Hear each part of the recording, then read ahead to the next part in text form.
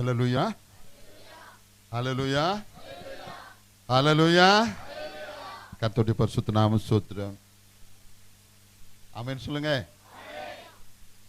இந்த நாள் உங்கள் முன்பாக நிற்க அழைத்து வந்த இந்த நாள் மத்தியில் உங்கள் மத்தியிலே தேவ செய்தி கொண்டு வர தேவனாய் கர்த்தர் கிருபை செய்தார். நான் கர்த்தருக்கு நன்றி செலுத்துகிறேன். அருமையான போதகர், எங்கள் ஸ்தாபனத்தின் மூத்த போதகர் அருமையான பாஸ்டர் செல்வராஜ் அவர்கள் சொன்னது போல எங்களை அறிமுகப்படுத்தின கர்த்தருக்கும் எங்களை அறிமுகப்படுத்தின அருமையான ஐயா பால்சனோடு கூட எங்களை அறிமுகப்படுத்தின பாஸ்டர் செல்வராஜுக்காகவும் நான் கர்த்தருக்கு நன்றி செலுத்துகிறேன். கடந்த 3 மாதங்கள் முன்பாக அன்பார்ந்த ஐயாவும் அம்மாவும் கோயம்புத்தூரில் எங்கள் அழைப்பை ஏற்று எங்கள் மத்தியில் வந்து ஐயா ஒரு தேவ செய்தி கொடுத்து எங்களை உற்சாகப்படுத்தி கடந்தார்கள். அம்மாவும் ஐயா வந்ததில் நாங்கள் மிகுந்த சந்தோஷம் அடைந்தோம். அப்பொழுது கேட்டுக்கொண்டார்கள், நீங்கள் தஞ்சாவூர் வர வேண்டும், எங்கள் சபையிலும் வந்து உங்களுடைய மிஷினரி அனுபவத்தையும் அவங்களுடைய ஊழியத்தின் கர்த்தருடைய வார்த்தையும் பகிர்ந்து கொள்ள வேண்டும் என்று கேட்டார்கள். சந்தோஷத்தோடு ஏற்றுக்கொண்டேன். உங்கள் மத்தியிலே முன்பாக நிற்கிற அடியான் ஒரு மிஷினரியாக இருக்கிறேன். ஊழியங்களிலே பலவித ஊழியங்களை கர்த்தர் அவருக்கு தெரிந்து கொண்ட ஊழியர்களுக்கு கொடுத்திருக்கிறார். அப்போஸ்தலர் ஊழியம், போதகர் ஊழியம், சுவிசேஷ ஊழியம், மிஷினரி ஊழியம். மிஷினரி ஊழியங்கள் என்று சொல்லும்போது எங்கு சபைகள் இல்லையோ அங்கு சென்று சுவிசேஷத்தை அறிவித்து அங்கு ஒரு சபையை உருவாக்கி அங்கு ஒரு ஆலயத்தை கட்டி கிறிஸ்துவையே அறியாத மக்களை ஆண்டவராய் இயேசுவை ஆராதிக்க செய்து ரட்சிப்பின் சந்தோஷத்துக்குள் வழிநடத்தி பரலோக உரைக்கு ஆயத்தப்படுத்துகிற பணியில கர்த்தர் இந்த மிஷினரி ஊழியத்தை என்னை அடியானுக்கு கொடுத்தார். நாங்கள் ஊழியம் செய்கிற பகுதிகள் நடந்து போவதற்கு ரோடுகள் இல்லாத காட்டு பாதைகள், கிராம பகுதிகள், பஸ்ஸு காரு போகிறதுக்கு வசதிகள் உண்டோ இல்லையோ, ஆனால் கர்த்தருடைய வார்த்தை சொல்கிறது. ஹல்லேலூயா. எந்த விதத்தில் வட இந்தியாவில் ஒரிசா, கர்நாடகா, ஆந்திரா, சத்தீஸ்கர், மகாராஷ்டிரா, மத்திய பிரதேசம், உத்தரப்பிரதேசம், ராஜஸ்தான், குஜராத், பஞ்சாப், ஹரியானா, ஹிமாச்சல பிரதேஷ், அஸ்ஸாம், மணிப்பூர், இன்னும் நேபாள தேசம், இங்கெல்லாம் உண்மையாகவே பூகோளத்தில் படித்திருக்கிறோம். சொல்லுவாங்க, டெல்லி எங்கே இருக்குது, எந்த மாநிலத்துக்கு வரீங்கன்னு சொல்லுவாங்க. நம்ம அந்த வரைபடத்தில் மார்க் பண்ணுவோம் படிக்கும்போது, அவ்வளோதான் தெரியும். ஆனால் தேவனாய் கர்த்தர் சித்தம் கொண்டபடினாலே அடியானை இந்த மாநிலங்களுக்கெல்லாம் செல்ல கிருபை செய்து மட்டுமல்ல, அங்கு சபைகளை ஸ்தாபித்து உருவாக்கி அநேக ஆயிரங்களுக்கு கர்த்தருடைய வார்த்தையை கொடுத்து ரட்சிப்பின் சந்தோஷத்துக்கு வழிநடத்தி அபிஷேகத்துக்கு வழிநடத்தி இன்று கர்த்தரை ஆராதிக்கிற கூட்டம் கூட்டமாய் கர்த்தர் என்ன செய்தார்? பெரிய காரியங்களை செய்திருக்கிறார். ஹல்லேலூயா. ஆகவே நமக்கு தெரியாது நாம் எந்த நிலைமையில் இருக்கிறோம், என்ன செய்ய போறோம்னு தெரியாது. ஆனால் ஆவியானவருக்கு தெரியும். ஹல்லேலூயா. ஆவியானவர் ஆண்டவர் நம் ரட்சகர் என்ன சித்தம் கொண்டிருக்கிறாரோ, என்ன செய்ய வேண்டும் என்று வாஞ்சிக்கிறாரோ அதை செய்தே முடிப்பார். அதை செய்து முடிக்கிறதுக்கு முன்னால இந்த பூலோகத்திலிருந்து பரலோகத்துக்கு போறது பாஸ்போர்ட் இல்லை, ஒருபோதும் இல்லை. சிலங்க வேண்டாண்டவரே, இந்த உலகமே எனக்கு வேண்டாம், கஷ்டம் பாடுகள் எனக்கு வேண்டாம், சீக்கிரமா எடுத்துக்கணும்னு எடுக்க மாட்டாங்க. ஏனென்றால் அவர் அழைத்த கர்த்தர் உண்மை உள்ளவர். எதை செய்ய சித்தமா இருக்கிறாரோ அத்தனை செய்து முடித்த பின்புதான் அவர் என்ன செய்வார்? நமக்கு விடுதலை கொடுப்பார். மத்தியான வேளையில் அன்பான ஐயாவோடும் அம்மாவோடும் நானும் பாஸ்டர் செல்வராஜ் என்று பேசிக்கொண்டிருந்தோம். அவர்களுடைய சொன்ன சாட்சிகள் எனக்கு மிகவும் ஆச்சரியமாகவும் மிகவும் உற்சாகமான சாட்சிகள் அவர்கள் வாயிலிருந்து நான் கேட்ட போது, அந்த விதமாக கர்த்தர் ஆசனை இந்த பட்டணத்தில் அநேகருக்கு ஆயிரங்களுக்கு ஆசீர்வாதமாக அநேக ஊழியக்காரர்களை எழுப்பி ஊழியத்தை செய்யும்படியாக அவர்கள் மூலமாக கர்த்தர் செய்கிற நான் பெரிதான காரியங்களை எண்ணி நான் கர்த்தருக்கு நன்றி செலுத்துகிறேன். அல்லேலூயா, அல்லேலூயா. இந்த மாலை வேளையிலும் ஆண்டவருடைய சமூகத்தில் வசனத்துக்காக நாம் காத்திருப்போம். ஏனென்றால் வேத வசனம் சொல்கிறது, மனிதன் அப்பத்தினால் மாத்திரமல்ல கர்த்தருடைய வாயிலிருந்து புறப்படும் ஒவ்வொரு வார்த்தையினாலும் பிழைப்பான். ஆமென். வார்த்தை தான், ஆண்டுடைய வார்த்தை தான் நம்ம கிறிஸ்தவங்களாக்கி இருக்குது. ஆண்டுடைய வார்த்தை இல்லைன்னா நாம எல்லாரையும் போல யாரோ ஒருத்தர். நம்ம ஆண்டுடைய வார்த்தையை விசுவாசிக்கிறோம், அவரை ஏற்றுக்கொண்டோம் என்றால் கிறிஸ்துவை ஏற்றுக்கொண்டோம். அவருடைய வார்த்தை தான் ஜீவனுள்ள வார்த்தை. அல்லேலூயா. அவருடைய வார்த்தை தான் ஜீவனுள்ள வார்த்தை. அந்த வார்த்தையை நாம் ஏற்றுக்கொள்ளும் போது கர்த்தர் என்ன சொல்கிறார்? இவர்கள் என் பிள்ளைகள். அது வரைக்கும் நம்ம அவனுடைய பிள்ளைகள் அல்ல. நம்ம கிறிஸ்தவ குடும்பத்தில் பிறந்தாலும் எப்போ நம்ம கிறிஸ்தவர்களாகிறோம்? எப்போ அவரை ஏற்றுக்கொண்டு அவருடைய உடன்படிக்கை நிறைவேற்றின பின்பு தான் நாம் ஆண்டவருடைய பிள்ளைகள். நான் ஆண்டவருடைய குடும்பத்தில் பிறந்திருக்கிறேங்கிறதுக்காக, எங்கள் அப்பா அம்மா கிறிஸ்தவர் என்பதற்காக எனக்கு பரலோகத்துக்கு என்ன இல்லை இல்லை. எப்போ நான் மனப்பூர்வமாக என் நிலைமையை உணர்ந்து என் பாவங்களை அறிக்கை செய்து, ஆண்டவரே என் பாவங்களை மன்னியும், நான் மனம் திரும்பி உம்முடைய சமூகத்தில் வந்திருக்கிறேன், இந்த புலோகத்தில் நான் ஜீவிக்கிற நாட்கள் இயேசுவின் பிள்ளையாக ஜீவிக்க என்னை ஒப்பு கொடுக்கிறேன், என் பாவங்களை மன்னித்து எனக்கு என்ன வேணும்? பாவ மன்னிப்பேன் நிச்சயம் வேணும். பாவங்களை மன்னிச்சுட்டாருங்கிற நிச்சயம் நமக்கு வேணும். அதற்கு பின்புதான் நாம் ரட்சிப்பின் சந்தோஷத்துக்குள்ளாய் வருகிறோம். மனம் திரும்பி விசுவாசிக்கிற ஒரே நீதிமானாக நாம் கர்த்தருக்குள்ள வரும்போது ஆண்டவர் என்ன செய்கிறார்? நிச்சயமாக நம்மை வழி நடத்துகிறார். அல்லேலூயா. இந்த மாலை வேளையிலும் ஆண்டவருடைய வார்த்தைக்காக நாம் காத்திருப்போம், ஜெபிப்போம். சோத்திரம் ஆண்டவரே, சோத்திரிக்கிறேன் ஆண்டவரே. பரலோக தேவனே, பரிசுத்த ஆவியானவரே, உமக்கு சோத்திரம் சோத்திரம் சோத்திரம் சோத்திரம் ஆண்டவரே. சோத்திரிக்கிறேன் ஆண்டவரே. தேவனே, இந்த மாலை வேளையிலே எங்களோடு கூட நீர் பேசுவீராக ஆண்டவரே. நீர் பேசுகிற தேவன் ஆண்டவரே, நீர் பேசுகிறவர் ஆண்டவரே.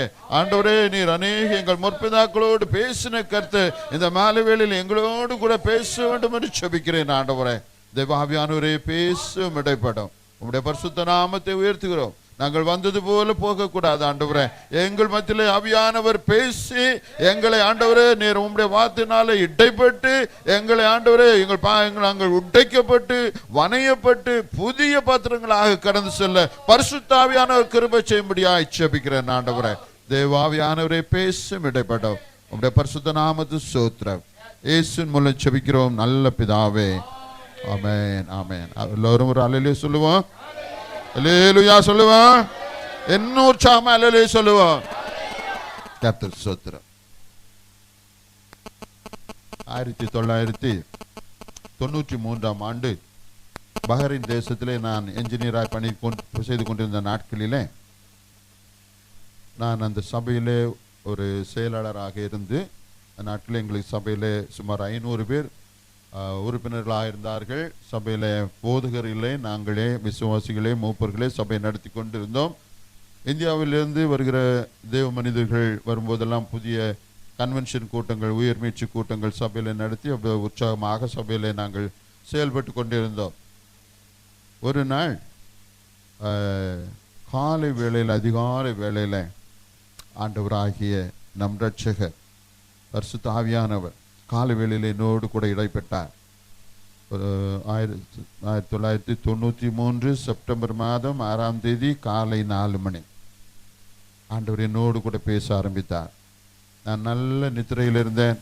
என்னென்றால் வழக்கமாக வியாழக்கிழமை என்றால் நாங்கள் பஹ்ரைனில் வாலிப பிள்ளைகள் எல்லாரும் கூடி மிட் நைட் ப்ரேயர், இரவு 11 மணிலிருந்து காலை 1 மணி வரைக்கும் ஒவ்வொரு வியாழக்கிழமை கூடி ஜெபிப்போம். மாதத்தில் கடைசி வாரத்தில் அது ஆன்லைன் ப்ரேயராக இருக்கும். அந்த 1 மணிக்கு கூட்டத்தை முடித்து எல்லா வாலிப தம்பிமார்களையும் கொண்டு அவங்களுடைய கேம்பில் வீடுகளில் விட்டு நான் என்னுடைய காரில் என் வீட்டுக்கு வந்து படுத்தேன். படுக்கும்போது சுமார் 2:30 மணி 3 மணி பக்கம் இருக்கும். கண்ணை சொந்து தூங்குற வேளையிலே ஆண்டவர் என்னோடு கூட இடைப்பட்டார். என்னுடைய பெயரை அங்கிருந்த என்னுடைய அந்த ரூமில் சுவரில் எழுதி என் பெயரை எழுதினார். அந்த பிரகாசமான ஒளியில என்னை இதை வாசிக்க முடியல, அவ்வளவு விதமான பிரகாசமான ஒளியா இருந்தது. அந்த ஒளியில என் பெயரை எழுதி சுவிசேஷகன் என்று எழுதினார், சுவிசேஷ பணிக்கு என்று எழுதினார். அதை நான் படித்த போது அந்த வெளிச்சம் மறைந்து விட்டது. அது எனக்கு ஆச்சரியமாக, என்னென்றால் என் வாழ்க்கையில் இது போன்ற ஒரு தரிசனத்தை நான் அதற்கு முன்பாக கண்டதில்லை. ஒரு அங்கலாய்ப்போடு காலை வேளையில் எழுந்து நான் வழக்கமாக வாசிக்கக்கூடிய வேத பகுதி அந்த நாளிலே ஏசாயாவின் புத்தகம் 9ஆம் அதிகாரம் இந்த ஏசாயாவின் புத்தகம் 40ஆம் அதிகாரம் நான் வாசிக்க அந்த காலை வேளையில் எழுந்து ஆயத்தமான போது 9வது வசனத்திலே வந்தபோது ஒரு நிமிடம் நான் நின்றேன். ஏசாயா 40:9 வாசியுங்கள்.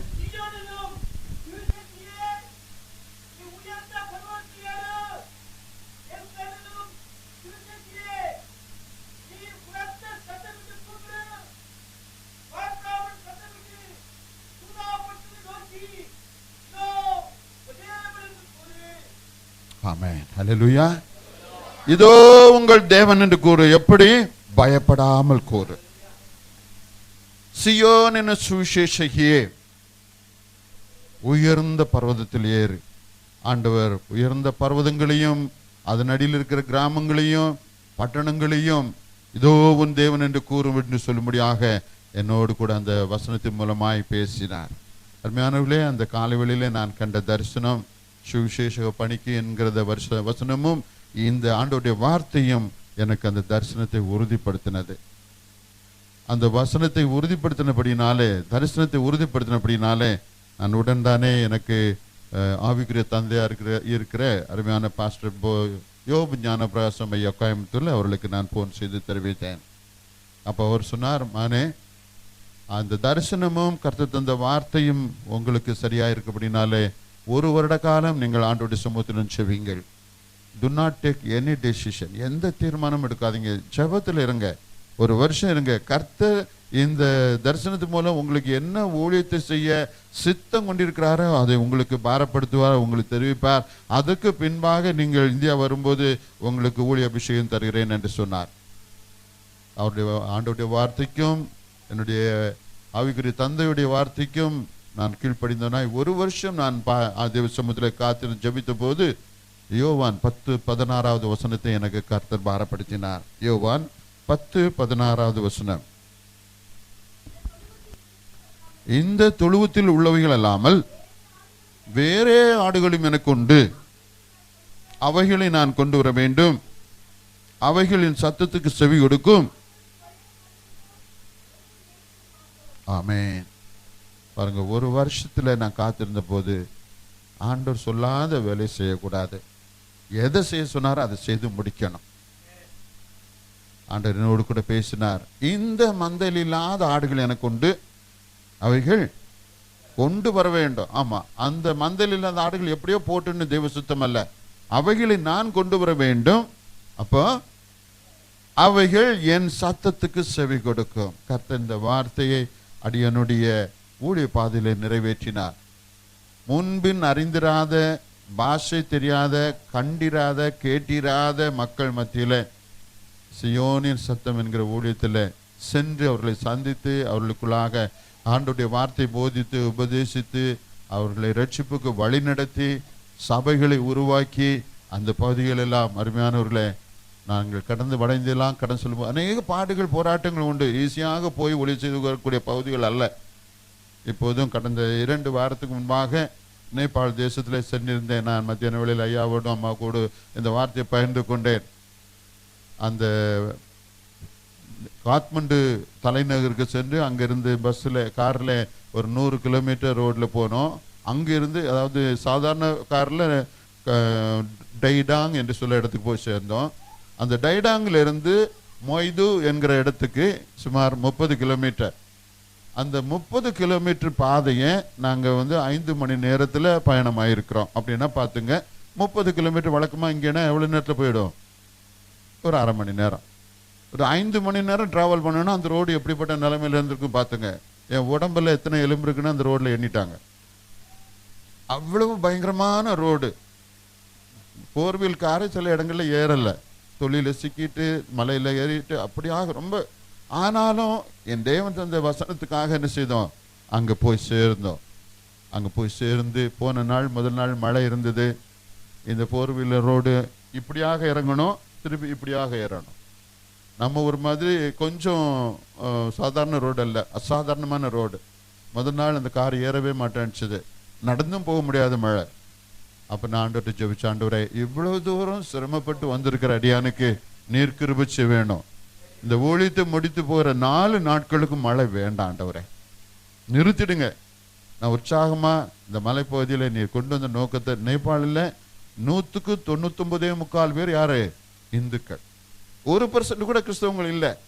ஆகவே இந்த தேசத்தில் கொண்டு வந்த நோக்கத்தை நிறைவேற்றும் ஆண்டவரே, நான் ஒவ்வொரு வீடாய் சென்று சபையில் வருகிற விசுவாசிகள் வீடுல, இன்னும் புறஜாதி மக்கள் வீட்டில், அழைக்கிற வீடுகள் எல்லாம் போய் ஒவ்வொருவர் தலையில கை வைத்து ஜெபிக்க எனக்கு கிருபை செய்யும் ஆண்டவரே என்று சொல்லி ஜெபித்தேன். முத நாள் மழையை ஆண்டவர் அந்த இதோடு நிறுத்தி போட்டார். 4 நாட்கள் மழையே இல்லை.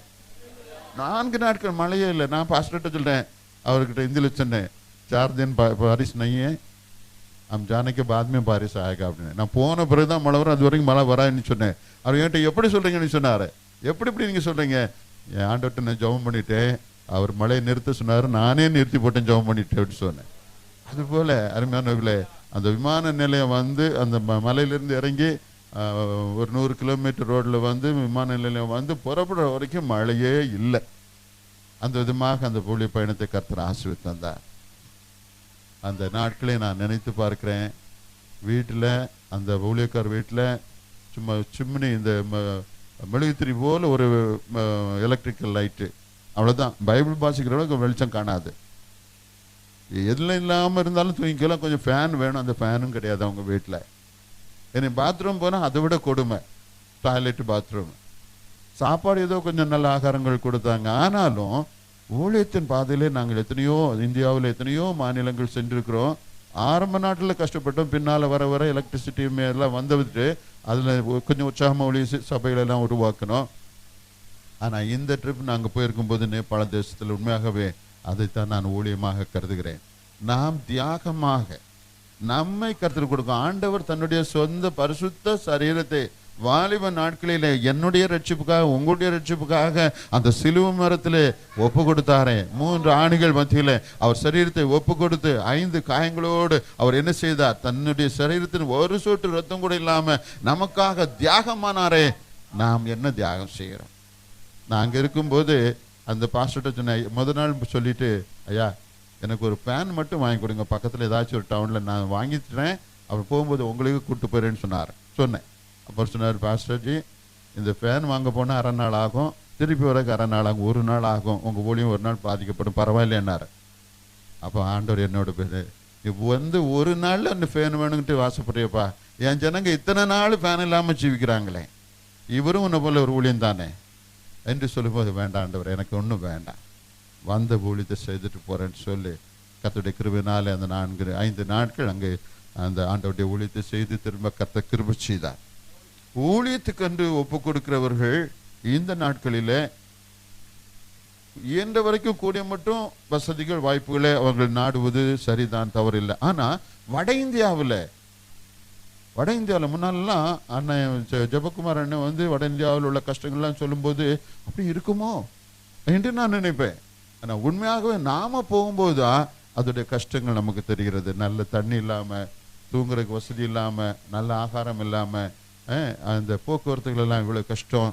இது மத்தியில் சென்று வீடு வீடாக அந்த ஜனங்களை சந்தித்து அவர்கள் தலையில கை வச்சு ஜெபம் பண்ணி ஆண்டவருடைய கிருபையினாலே அவர்களை கிறிஸ்துக்குள்ள வழி நடத்துகிற பாக்கியத்தை கர்த்தர் சீயோன் சத்த ஸ்தாபனத்தை தந்திருக்கிறார். ஹல்லேலூயா.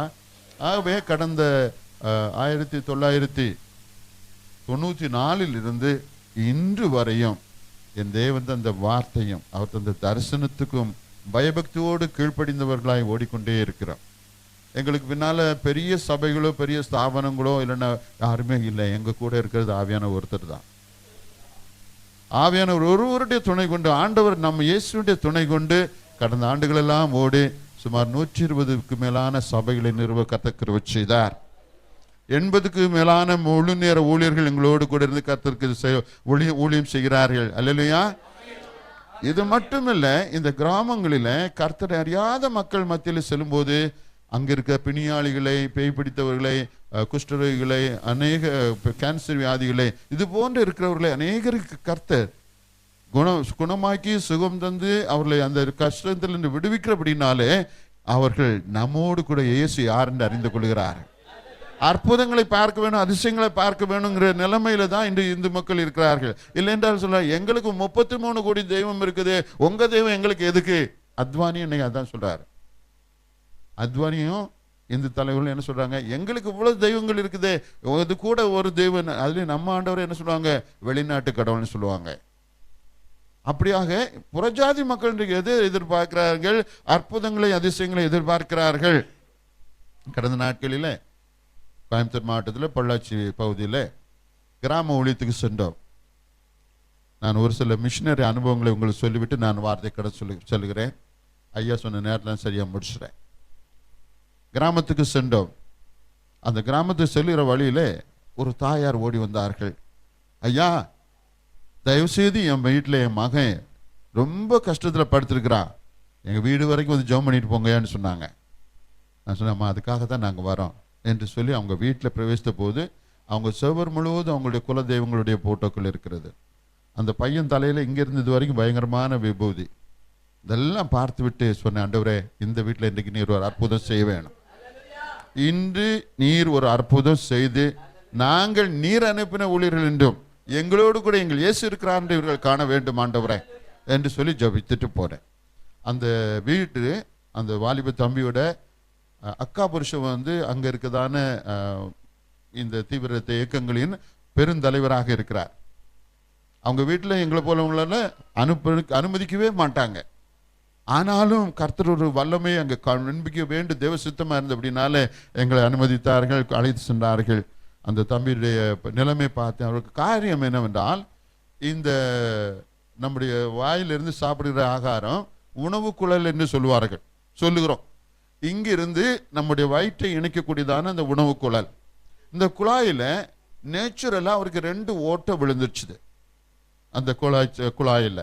அப்போ சாப்பிட்ற ஆகாரம் என்ன செய்யும், அந்த ஓட்டை வழியாக வெளியே வந்து அந்த தம்பியுடைய வயிற்றை சுற்றிலும் நிரப்பிவிடும். அந்த எரிச்சல் உள்ள ஆகாரம் அந்த உடம்பெல்லாம் எரியும். ஒரு சாதாரண பிரெக்னண்டான சகோதரியை போல அந்த பையனுடைய வயிறு காணப்படும். இவர் சென்று ஆஸ்பத்திரியில் மருந்து மாத்திரை ட்ரீட்மெண்ட் எடுக்க போனார். அந்த டாக்டர் சொன்னார், இது எப்போதும் வெட் பகுதியாக ஈரமான பகுதியாக இருக்கனால ஆப்ரேஷன் சீக்கிரமாக செய்ய முடியாது என்று சொல்லி என்ன செய்தார், இன்ஜெக்ஷன் மூலமாக தினமும் ஒரு 4 லிட்டர் இந்த லிக்விட வயிற்றிலிருந்து வெளியெடுப்பார்கள். சாப்பிடுகிற ஆகாரம் அது வயிற்றுக்குள்ளே போகிறதுல பாதி, வெளியில் வர்றது பாதி.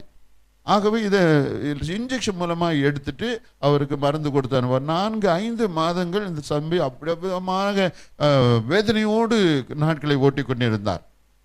ஆண்டவர் எங்களை எங்கே கொண்டு சென்றார். நான் பார்த்து விட்டு சொன்னேன், ஆண்டவரே, இவர்கள் இயேசுதான் மெய் தெய்வம் என்று அறியட்டும் ஆண்டவரே, உம்முடைய வல்லமை இங்கு விளங்கட்டும் ஆண்டவரே என்று சொல்லி ஜெபித்து, அன்றைக்கு வெள்ளிக்கிழமையா இருந்தது. நான் சொன்னேன், ஞாயிற்றுக்கிழமை காலையில் எங்களுடைய ஆலயத்துக்கு வாருங்கள், தம்பி அழைத்து வாருங்கள், உங்கள் குடும்பத்தில் எத்தனை பேர் வருவார்களோ அவர்கள் எல்லாரும் அழைத்து வாருங்கள், நாங்கள் உங்களுக்கு ஜெபிப்போம் என்று சொல்லி அந்த ஞாயிற்றுக்கிழமையிலே அழைத்து வந்திருந்தார்கள். அவங்க அதாவது இந்துக்கள் சகோதரர்களுக்கு வந்து எப்படியோ ஒரு விடுதலை கிடைச்சா போதும், அதுக்கப்புறம் அவங்களுக்கு யாரும் தேவையில்லை.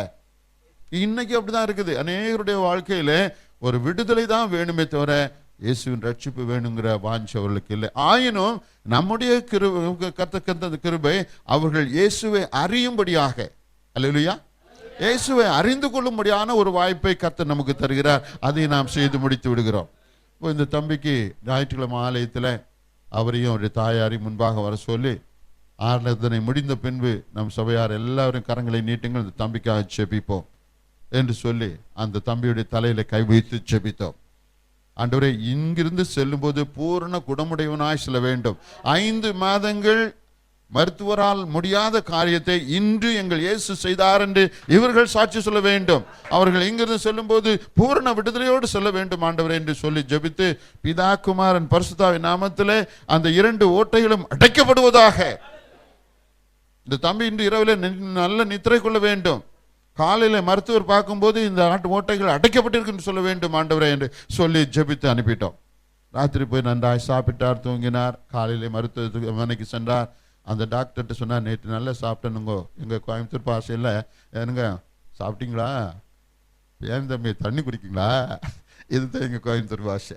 சரி, அந்த டாக்டர் கேட்டால் இவர் சொன்னார், நீங்கள் என்ன, நான் நல்லா தூங்குனேங்க, நல்லா சாப்பிட்டேங்க, எரிச்சல்லாம் இல்லைங்க அப்படின்னா, நான் அந்த எக்ஸ்ரே எடுத்து பார்த்துறேன்னு சொல்லி எக்ஸ்ரே எடுத்து பார்க்கும்போது நமது ஆண்டவன் இந்த 2 ஓட்டைகளை அடைத்து போட்டார். அந்த டாக்டருக்கே ஆச்சரியம், இது எப்படி ஆச்சு, என்ன மருந்து சாப்பிட்டீங்க? ஒன்றும் இல்லைங்க, பக்கத்தில் இயேசுசாமி கோயில் இங்கே இருக்குங்க, அந்த கோயிலில் போன எனக்கு மந்திரிச்சாங்க, அங்கே ஜெபிச்சாங்கன்னு சொல்ல தெரியாது, மந்திரிச்சாங்கன்னு சொல்லுவாங்க அப்படின்னு சொன்னார். உடனே அந்த டாக்டர் என்ன சொன்னார் தெரியுமா? இது வரைக்கும் நீ கும்பிடுற குலதெய்வம் உனக்கு இந்த விடுதலை தரல, ஒரே நாள் இல்லை, இயேசு சாமி உனக்கு விடுதலை தந்தார்னா இனி எந்த சாமி தவிர வேற எந்த சாமியும் கும்பிடாத, வேற எந்த சாமி கும்பிடாத, போன ஓட்ட திரும்பி வந்துடும் அப்படின்னு சொல்லி அவனுக்கு சொல்லி ஆலோசனை சொல்லி அவனை அனுப்பி வைத்து விட்டார். வருகிற வாரங்களிலே அந்த தம்பி ஆலயத்துக்கு வந்தார், சாட்சி சொன்னார். ஆனால் என்ன ஆச்சுது, கொஞ்ச நாள் போன பின்பு பழையபடியும் பழைய நிலைமைக்கு போனார், அந்த ஓட்டம் வந்தே போயிடுச்சு. ஆயினும் கர்த்தர் நம்மை கொண்டு எதை செய்ய சித்தமாயிருக்கிறாரோ அதை செய்து முடிக்கிற கர்த்தர். ஹல்லேலூயா. ஆமா, அருமையானவர்களே, நான் ரொம்ப சந்தோஷப்பட்டேன். கர்த்தருடைய சமூகத்தில் ஜெபித்த போது இவ்விதமான ஒரு விடுதலை கொடுத்தாரே என்று சொல்லி நான் கேட்டு மிகுந்த சந்தோஷம் அடைந்தேன். இன்னொரு சாட்சியை நான் உங்கள் முன்பாக கடந்து சொல்கிறேன். ஆந்திராவில் ஆதிவாசிகள் மத்தியில் ஊழியம் செய்து கொண்டிருந்தோம். அங்கு விஜயநகரம் டிஸ்ட்ரிக்டில் ஒரு மலைப்பகுதிகளுக்குள்ளாக நாங்கள் ஊழியம் செய்து கொண்டு 3 நாள் கன்வென்ஷன் நடத்தினோம். முதல் நாள் கன்வென்ஷன் முடிந்து வந்த பின்பு பயங்கரமான மழை. அந்த மழையில் அங்கே அந்த மேலே பந்தல் எப்படின்னு போடுவாங்கன்னா கம்பை போட்டு அதுக்கு மேலே இந்த இலைத்தலைகளை மூடி வச்சுருப்பாங்க. 2வது நாள் முதல் நாள் நைட்டு முடிஞ்சு வந்த பிறகு சரியான மழை. மறுநாள் அங்கு கூட்டம் நடத்த முடியாத அளவுக்கு மழை. அப்போ நான் அந்த கூட்டத்தை ஒழுங்கு பண்ணினவருக்கு நான் ஃபோன் பண்ணி கேட்டேன், காலையில் நான் வரட்டுமா, எப்படி மீட்டிங்ஸ் நடத்த முடியுமா? ஏன்னா 9லேருந்து மத்தியானம் வரைக்கும், அதுக்கப்புறம் சாப்பாடு தந்த பிறகு 2 மணிலேருந்து 5 மணி வரைக்கும் இது எங்களுக்கு இந்த கூட்ட ஒழுங்குகள். அப்போ இந்த பாஸ்டர் சொன்னாங்க, பாஸ்டர் நல்ல மழை பெய்யுறதுனால கீழே உட்கார முடியாத அளவுக்கு சேராக இருக்கும், வர்ற ஜனங்க வரட்டும், நான் போகிறேன், நீங்கள் முடிஞ்சால் வாங்க, இல்லைன்னா நீங்கள் வர வேண்டான்னு சொன்னாங்க. எனக்கு மனசு கேட்கல, காலையில் கார் எடுத்துகிட்டு போயிட்டேன். அங்கே போய் பார்த்தா ஒரு சுமார் 80 பேர் 500 பேர் இந்த இடத்துல ஒரு 80 பேர் உட்காந்து ஜெபம் பண்ணிட்டு இருக்காங்க. எனக்கு சந்தோஷமாக இருந்தது, கர்த்தர் சும்மா விடவில்லை என்று சொல்லி அங்கே போய் நின்றுட்டு நானும் ஜெபிக்க ஆரம்பித்தேன். ஜெபித்து ஜெபித்து ஜெபித்து விட்டு கண்ணை திறந்து பார்க்குற 500 பேரும் வந்துட்டாங்க. பாருங்க, அந்த ஜனங்க எல்லாரும் வந்துட்டாங்க. எனக்கு ரொம்ப சந்தோஷமாக இருந்தது. ஆராதிச்சோம், கர்த்தருடைய வார்த்தையை சொல்லி கொண்டிருக்கும் போது இந்த பக்கத்துலேருந்து கார்மேகத்தோடு பெரியதான ஒரு மழை வருது. அந்த மழை வந்துச்சுன்னா நிச்சயமா எல்லாரும் ஓட தான் செய்யணும். ஏன்னா அந்த இது போல கூரை உள்ளதான பகுதி அல்ல. மழை வந்து கொண்டே இருக்குது. நான் அப்படியே இங்கே மெசேஜ் கொடுத்துக்கிட்டே இருக்கிறேன். இப்படியே கையை நிறுத்தி, ஸ்டாப், ஏசு நாமத்திலே நில்லங்கே, வந்த பாதையா போயிடு. எங்க ஜனங்க சாப்பிட்டு மத்தியானம் தேவ செய்தி கேட்டு ஆராதனை முடிஞ்சு ஜெபம் முடிஞ்சு சாப்பிட்டு இந்த நாளில் வீடு போற வரைக்கும் மழை பெய்யக்கூடாது, வீடு போற வரைக்கும் மழை பெய்யக்கூடாது. Stop there in Jesus name, you go back சொல்லி ஜெபம் பண்ணிட்டு நான் மெசேஜ் கொடுத்துட்டே இருந்தேன். அருமையானவர்களே, அந்த மழை வந்த விதமாகவே திரும்பி போயிடுச்சுது. வெயில் அடிக்குது, நல்ல வெயில் அடிக்குது. கார்மேகம் எல்லாம் எங்க போச்சுன்னு தெரியல, மழை நின்று போச்சு, அப்படியே போயிடுச்சுது. இது யாருக்கும் சொல்லலை. அங்கே ஊழியத்தை முடித்து எல்லாரும் சாப்பிட்ட பிறகு நான் அந்த சாட்சி சொன்னேன். எல்லாரும் கவனிங்கன்னு சொன்னேன். பார்த்தாங்க. நாம் ஆராதனை நடத்தி கொண்டு கடுமையான ஒரு மழை வந்தது. அப்படி அனுப்பித்தேன், கர்த்தர் மழையை மாற்றி போட்டான்னு சொன்னோம். எல்லாரும் அல்லேலூயான்னு சத்தமாக கர்த்தரை சோத்தரித்தார். அருமையானவர்களே, நம்மோடு கூட ஆண்டவர் இருந்தால் நமக்கு எதிராக ஒருவரும் நிற்க முடியாது. ஆமாம், கர்த்தர் எதை செய்ய நினைக்கிறாரோ அதை செய்தே முடிக்கிற கர்த்தர், அது செய்து முடிக்கிற கர்த்தர். அநேக சாட்சிகளை நான் சொல்ல முடியும், ஆனால் நேரம் நான் வசனத்துக்குள்ளாக கடந்து செல்கிறேன். ஆண்டவருக்கு ஸ்தோத்திரம். இப்போதுமா வேதத்திலே இந்த வசனத்தை வாசியுங்கள். மத்தேயு சுவிசேஷம் 26ஆம் அதிகாரம் 39வது வசனம். அப்புறம் போய் முகங்குப்புற விழுந்து, என் பிதாவே, இந்த பாத்திரம் என்னை விட்டு நீங்க கூடுமானால் நீங்கும்படி செய்யும். ஆகிலும் என் சித்தத்தின்படி அல்ல, உம்முடைய சித்தத்தின்படியே ஆக கடவது என்று ஜெபம் பண்ணினார். ஆமென். இந்த பாத்திரம் என்னை விட்டு நீங்க கூடுமானால் அது நீங்கி போகட்டும். ஆகிலும் என்னுடைய சித்தம் அல்ல, உம்முடைய சித்தத்தின்படி ஆக கடவுது. அல்லேலூயா. நாம் இந்த வசனம் நமக்கு நன்றாய் தெரியும். ஆண்டவர் கெத்செமனே தோட்டத்தில் சென்று சிலுவையின் மரணத்துக்கு முன்பாக, பாடுகளுக்கு முன்பாக முழங்காலிட்டு ஜெபித்த வேளையில இந்த பாத்திரம், அது என்ன பாத்திரம்? கடுமையான பாத்திரம், கொடூரமான பாத்திரம். 3 ஆணிகளிலே தன்னுடைய சரீரத்துக்கு ஒப்பு கொடுக்க வேண்டும். அதுக்கு முன்பாக அவர் பிலாத்து அரண்மனையிலே இந்த ஜனங்கள் மத்தியிலே அவர் படப்போகிற எல்லா பாடுகள், கஷ்டங்கள், வேதனைகள், நிந்தைகள் எல்லாருக்கும் நன்றாய் அறிந்தவராய் இருந்தபடினாலே அதை தாங்க முடியாதவராய் அந்த பாத்திரத்தை என்ன சொன்னார்? பிதாவே, இந்த பாத்திரம் என்னை விட்டு நீங்க கூடுமானால் அதை நீக்கி போடுங்க. ஆகிலும் என் சித்தம் அல்ல, உம்முடைய சித்தத்தின்படி ஆக கடவுது. அல்லேலூயா. நாமும் குடும்பத்தில் அநேக போராட்டங்கள் மத்தியில, கஷ்டங்கள் மத்தியில, கண்ணீரின் மத்தியில, அநேக சூழ்நிலையில கடந்து வரும்போது ஆண்டவர் சொல்றோம் இல்லையா, ஏன் ஆண்டவரே இந்த கஷ்டம்லாம் எனக்கு வேணுமா, தயவாய் மாற்றி போடுங்க. என்னால் முடியல ஆண்டவரே, என் பிள்ளைகளினால பிரச்சனை, அல்லது என் குடும்பத்தாரால பிரச்சனை, இல்லை என் நிலத்தினால, வீட்டினால, சொத்துனால, இப்படியான பல நிலைமையில எனக்கு இருக்கிற இந்த போராட்டம் வேண்டாம் ஆண்டவரே, சமாதானமா கொஞ்சம் இருந்தாலும் போதும் ஆண்டவர். இல்லையா, நம்ம பல சூழ்நிலையில நம்ம குடும்ப பாரங்களிலே நாம் இந்த வார்த்தையை கர்த்தருக்கு சொல்லி ஜெபிக்கிறோம் இல்லையா, இந்த பாத்திரத்தை என்னை விட்டு மாற்றி விடும் ஆண்டவரே. இந்த பாத்திரம், வேதத்துல நமக்கு முன்னாக ஆண்டவர் சில பாத்திரங்களை வைத்திருக்கிறார், சில பாத்திரங்களை கர்த்தர் வைத்திருக்கிறார். இந்த பாத்திரங்கள் என்ன பாத்திரங்கள் என்று நாம் இன்று பார்ப்போம். ஆண்டவர் ஏன் இந்த பாத்திரத்தை என்னை விட்டு மாற்ற முடியாது சொன்னார்? அதனுடைய வேதனை, அந்த பாத்திரத்தினாலே தனக்கு வர போற ஆக்கினை, அந்த 14 வரக்கூடிய வேதனை, இந்த வேதனையை என்னால சுமக்க முடியாது ஆண்டவரே. உலகத்தின் பாவங்கள் எல்லாம் சுமந்து தீர்க்கிற தேவ ஆட்டுக்குட்டி. ஐயா, இந்த உலகத்தில் இருக்க அத்தனை பேர், ஏற்கனவே இருக்கிறவர்கள், இப்போது இருக்கிறவர்கள், இனி வரப்போறவர்கள், இத்தனை பேரும் செய்கிற பாவங்களையும் அக்கிரமங்களையும் நான் ஒருவனாய் சுமந்து தீர்க்க முடியுமா? என்னால் இந்த வேதனையை தாங்க முடியாதப்பா. ஆகவே என்ன செய்யும்? முடிந்தா இதை என்னிலிருந்து மாற்றி போடுங்கப்பா. ஆனால் தேவகுமாரனை இயேசு உலகத்திற்கு எதுக்காக அனுப்பினார்? நீங்களும் நானும் ரட்சிக்கப்பட வேண்டும். அதற்கு ரத்தம் சிந்தினால் ஒழிய என்ன இல்லை? பாவ மன்னிப்பு இல்லை. பரிசுத்த ஆட்டுக்குட்டி ஆகிய இயேசுவின் ரத்தம் சிந்தப்பட வேண்டும். இந்த உலக மக்களின் பாவங்களுக்கு மன்னிப்பு வழங்க வேண்டுமானால் அவர் ரத்தம் சிந்தப்பட வேண்டும். இது தேவனுடைய சித்தம். ஆகவே தான் அவர் ஏதேன் தோட்டத்திலே சொல்லிவிட்டார், உன் சந்ததிக்கும் என் சந்ததிக்கும் பகையை உண்டாக்குவேன், உன் சந்ததி அவர் குதிகாலை மிதிக்கும், அவரு உன் தலையை நாசுக்குவார். ஹல்லேலூயா. ஆமா, ஏதேன் தோட்டத்திலே வாக்குத்தத்தம் கொடுத்து விட்டார். இப்போ அந்த பிசாசின் தலையை நொறுக்கிற வேளைதான் ஆண்டவர் சொன்னார், பிதாவே இந்த பாத்திரம் வேண்டாம், ஆயினும் என் சித்தம் அல்ல உம்முடைய சித்தத்தின்படி ஆக கடவுது என்று சொன்னார். தேவ பிள்ளைகளே, இது போன்ற நிலைமையிலே எந்த விதமான பாத்திரங்களை நாம் கடந்து வருகிறோம் நினைத்து பார்ப்போம். தார்மையான தாய்மார்களை கேட்டால் தங்கள் குடும்பத்திலே கடந்து வந்த பாதைகளை, கடினமான பாதைகளை சொல்வார்கள். கடினமான பாத்திரங்களை நாம் கடந்து வந்திருக்கிறோம். கடினமான தாங்க முடியாத சூழ்நிலையெல்லாம் கடந்து வந்திருக்கிறோம் இல்லையா? வேதத்தில் சொல்லப்பட்டதான சில பாத்திரங்களை குறித்து நாம் கடந்து செல்வோமா?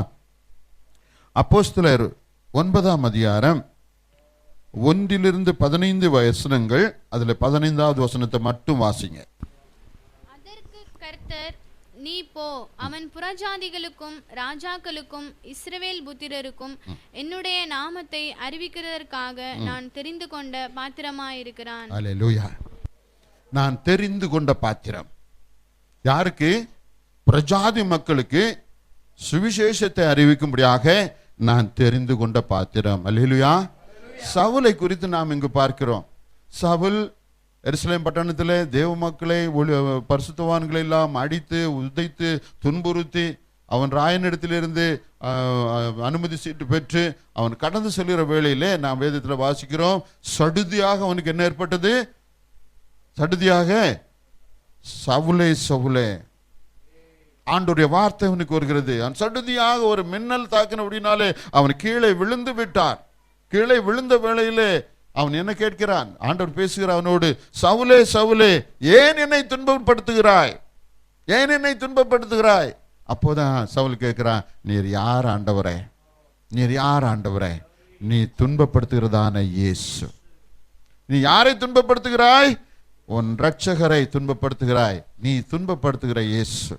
சரி, இவர் அங்கிருந்து அதுக்கு பின்பாக நடந்த காரியங்களை நான் இப்ப விளக்க விரும்பல. கண்கள் 3 நாட்கள் அவருக்கு குருடாக்கப்பட்டு அவர் 3 நாட்கள் அவர் உபவாசித்து ஆண்டவருடைய சமுத்திரத்தில் எல்லா காரியங்களையும் அறிக்கை செய்து அதற்கு பின்பு என்ன செய்கிறார்? அவர் கடந்து போகும்போது பரிசுத்தவான்கள் எல்லாம் சொல்கிறார்கள், ஆண்டவரே, இவர் எங்களை பரிசுத்தவான்கள் எல்லாம் அடித்து உதைத்து துன்புறுத்தி அவர்களை மீண்டுமாய் இங்கு துன்புறுத்த வந்திருக்கிறாரே, என்ன செய்வோம் என்று சொல்லும்போது தான் ஆண்டவர் சொன்னார், இவனை நான் தெரிந்து கொண்டிருக்கிறேன். யாருக்காக? யாருக்காக? நீங்களும் நானும் சத்தியத்தை அறிந்து, நீங்களும் நானும் சுவிசேஷத்தை கேட்டு, நீங்களும் நானும் ரட்சிக்கப்பட்டு, நீங்களும் நானும் பரலோகத்துக்கு செல்லும்படியாக கர்த்தர் தெரிந்து கொண்ட பாத்திரம். அல்லேலூயா.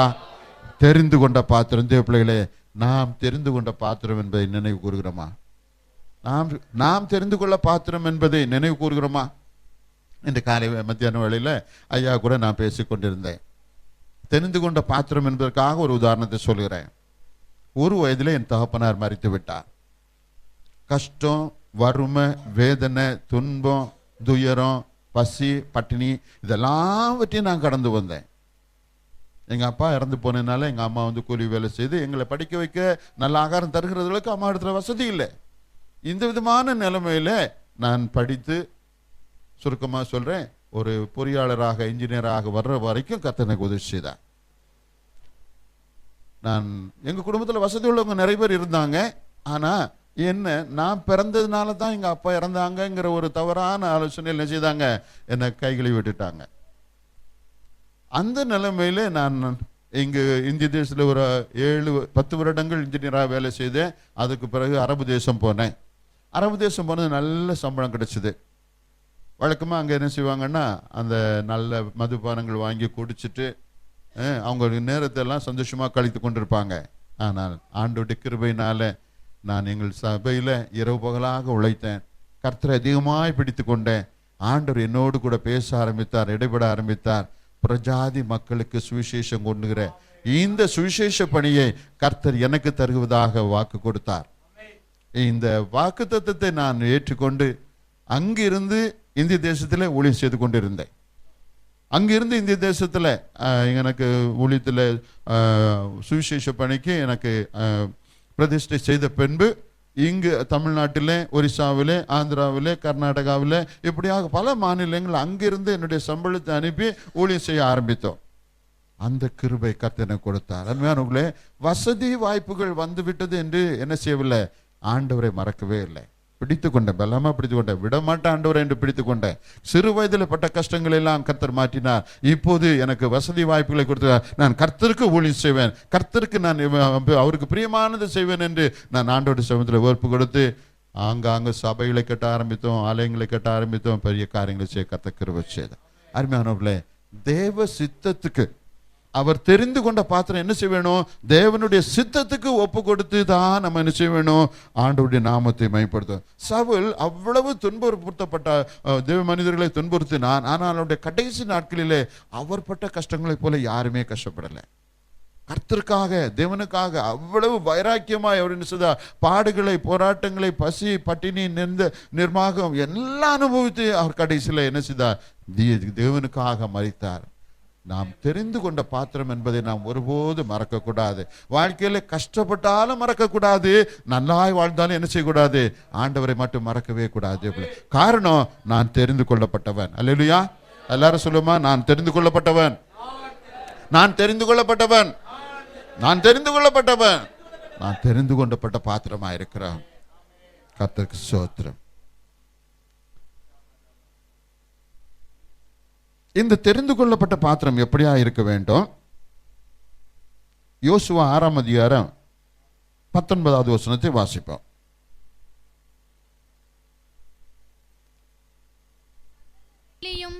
பொன்னும் வெண்கலத்தினாலும் இரும்பினாலும் செய்யப்பட்ட பாத்திரங்களும் கர்த்தருக்கு பரிசுத்தமானவைகள், அவைகள் கர்த்தரின் பொக்கிஷத்தில் சேரும் என்றான்.